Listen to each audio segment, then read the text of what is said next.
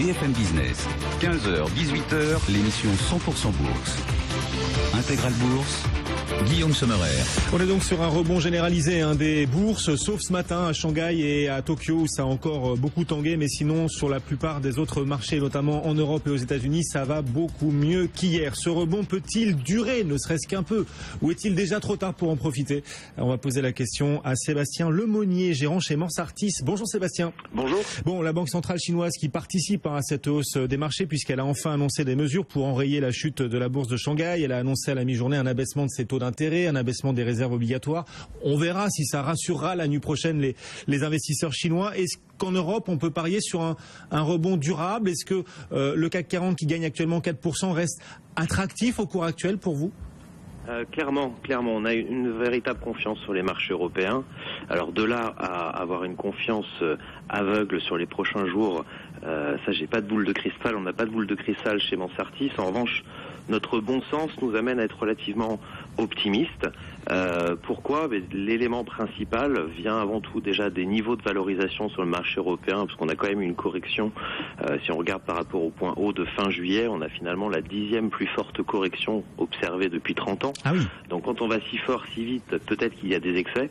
Donc nous, c'est la première chose qu'on voit. La deuxième chose, c'est qu'on voit également, même si on a un ralentissement sur des chiffres justement en Chine notamment, aussi une pression sur les matières premières, quand on regarde ce que les sociétés nous disent sur les publications du deuxième trimestre, on a quand même eu là aussi des bonnes surprises en Europe, clairement avec des chiffres à la fois en hausse sur les bénéfices par action et première depuis 2011, en quelque sorte des révisions à la hausse sur les chiffres d'affaires des sociétés.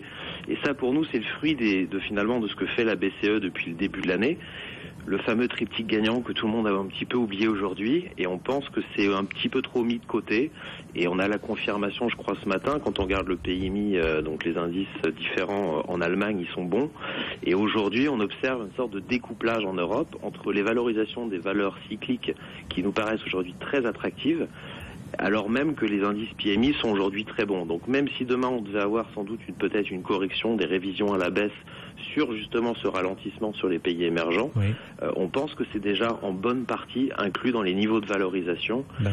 Si je prends un indicateur qui est le PE, mais moi j'aime bien prendre le PE de Shiller qui est en fait tout simplement normalisé des effets du cycle, on est aujourd'hui de nouveau avec à peu près 30% de décote par rapport à ce qu'on avait historiquement. On est revenu finalement au point de départ par rapport au début d'année. Et ça signifie qu'on pourrait avoir un potentiel de hausse naturel, on va dire, de 20 à 30% sur ces cycliques? Alors c'est difficile de mettre un chiffre. En tout cas, nous on est assez convaincus qu'on a un rendement assez attractif, à la fois en termes de risque qui nous semble relativement limité et en termes d'opportunités de gains à moyen long terme. Finalement, il n'y a pas grand-chose de nouveau malgré tout, puisque nous c'était un positionnement sur le fonds Mansartis Europe qu'on avait justement avec un biais valeur cyclique, mais qui n'avait pas forcément très bien marché jusque-là. C'était justement un peu un paradoxe où malgré la hausse du marché action européen, on avait surtout des valeurs défensives, de qualité, avec une visibilité un petit peu garantie. D'ailleurs, pas mal de ces valeurs-là se retrouvaient avec des expositions sur les pays émergents un peu fortes. Nous, on avait tendance à trouver que ces valeurs étaient relativement chères. D'ailleurs, dans la baisse d'hier, c'est pas forcément celles qui ont mieux résisté. Et à l'inverse, on a un biais justement sur ces sociétés cycliques qu'on n'a jamais trouvé aussi peu chères et aussi peu contrariantes, puisque personne n'en veut, alors que pourtant les choses semblent aller un peu mieux en Europe. Donc votre conseil aujourd'hui à nos auditeurs, nos téléspectateurs qui se demandent quoi faire après la chute des marchés hier et alors que le marché tente un rebond aujourd'hui, votre conseil c'est de laisser un peu de côté les défensives et de surtout se réintéresser aux cycliques européennes. Mais comment on traduit tout ça? À travers quelle valeur est-ce qu'on peut renforcer notre exposition aux cycliques d'après vous? Alors c'est raison gardée. Ne pas paniquer, ne pas forcément s'emballer tout de suite dès que le marché remonte, et puis en effet favoriser des sociétés cycliques. Donc nous on a des biais sur des valeurs de construction, des valeurs industrielles, et pourquoi pas aussi des valeurs de consommation domestique européenne. Donc par exemple on pourrait très bien acheter si je prends le secteur automobile, une valeur comme Michelin, le secteur automobile qui a été beaucoup décrié en quelque sorte à cause des peurs sur la Chine. Qui a payé un très lourd tribut, oui. Michelin, on lui a souvent reproché de ne pas être assez présent en Chine, d'exporter beaucoup, et puis finalement de ne pas encore avoir fait d'acquisition en Chine. Moi aujourd'hui, si je suis à la place de la tête des dirigeants de Michelin, je pense qu'ils sont assez réjouis finalement de ce qui se passe, parce qu'ils en souffrent beaucoup moins que les autres. Pourtant, ils ont une valorisation qui aujourd'hui a moins de, je crois même sur hier, le cours d'hier, ça rebondit un peu aujourd'hui, on était à seulement 10 fois en termes de PE, ce qui est quand même très très faible sur une société quand même de bonne qualité. Et quand aujourd'hui, hier, on leur reprochait de ne pas avoir encore fait une acquisition aux États-Unis ou en Asie, en Chine, et on pouvait craindre éventuellement qu'ils surpayent, peut-être que justement dans les prochains mois ou trimestres, leur patience sera récompensée avec une acquisition finalement faite à contre-courant du marché, à un niveau de prix relativement attractif. On a une autre exposition sur une société anglaise qui s'appelle SIG, qui est notamment aussi présente en France et en Allemagne. Ouais, c'est le Saint-Gobain anglais en gros. Voilà, c'est une sorte de Saint-Gobain un petit peu plus spécialisé sur des produits notamment d'isolation sur des toitures. C'est une société qu'on aime bien là aussi parce qu'elle offre un couple rendement-risque attractif, une valorisation très faible, un levier opérationnel puisque les volumes sont en train de reprendre. On a quand même, il faut avoir en tête, des niveaux de construction en Europe et notamment en France qui sont à des niveaux records bas historiques.